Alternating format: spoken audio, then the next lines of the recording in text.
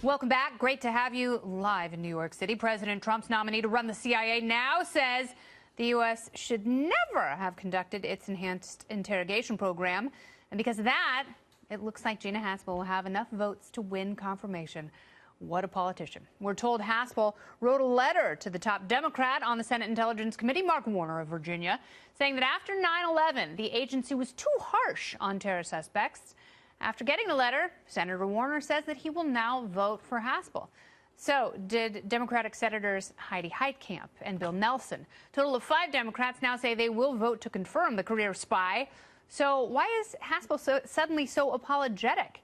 And is she really the right choice to run the agency? Let me bring in Kentucky Republican Congressman Thomas Massie. Welcome back to the show, Congressman. Thank you, Kennedy. I read that letter that she wrote to Senator Mark Warner. And to quote James Clapper when he was caught lying to Congress a few years ago, I think she's saying the least untruthful thing she can think of at the time. She's just saying what it takes to get her nomination, I believe. And I'm very concerned about that. Yes, she is President Trump's nominee. But look, the whole Obama deep state has circled the wagons to protect her and to endorse her. Brennan has endorsed her. Leon Panetta has endorsed her. James Clapper has endorsed her. These are all Obama appointees to oversee his deep state, and they're all for her. Shouldn't that give somebody a little pause? Yeah, and Panetta is a Clintonite. Let us not forget. So let's talk a little bit about Gina Haspel, because two of the issues that Republicans have with those who have contested her nomination is that we shouldn't be relitigating, these torture practices that happened, 16 years ago. And I disagree with that, because I think the mentality that prevailed then could easily take hold now if, God forbid, we were in another situation like that.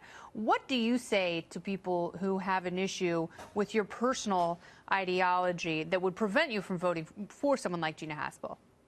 Well, let me be clear. I don't get to vote, but my Senator Rand Paul does, and he's opposing her. But, to your point, is a little bit of torture okay? No, I don't think a little bit of torture is okay. And what I would say to those people who support her and say we shouldn't relitigate it is we should always litigate this, because when we torture the prisoners that we have, that makes our soldiers less safe overseas when they get caught, because the United States sets the standard for moral behavior, or we should, and we really have lowered the standard. If you were a senator when John Brennan was confirmed to head the CIA, would you have voted for him? I'd like to think I wouldn't have, but again, I can't put myself in their place. But I would say this to those folks back in Kentucky who are upset with Senator Rand Paul for opposing Gina Haspel at this time. The vote to confirm Comey was 93-1. Who was the one senator that opposed James Comey's confirmation? It was Senator Rand Paul. So please trust him on this and give him a little credit for that. And I think that he has explained his position well, as opposed to some Democrats who have talked themselves into voting for her. It seemed like many of them had principles when they were questioning her, but they seem to have conveniently abandoned them.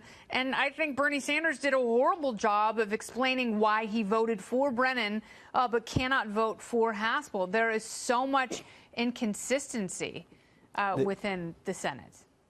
Exactly. And look, she's also been named as somebody who probably helped destroy the videotapes of those interrogations.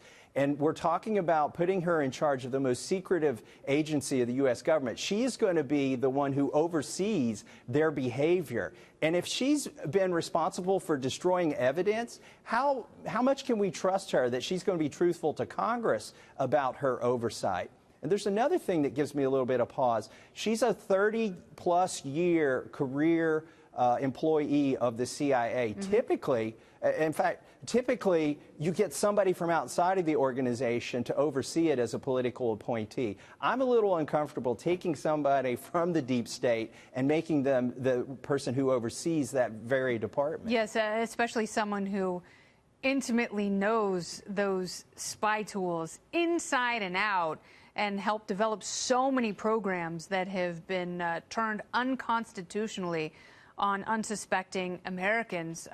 it's scary to think what someone like that, who knows how to cover their tracks, will do with the agency regardless of how they advertise their moral compass. Congressman Massie, thank you so much for your time.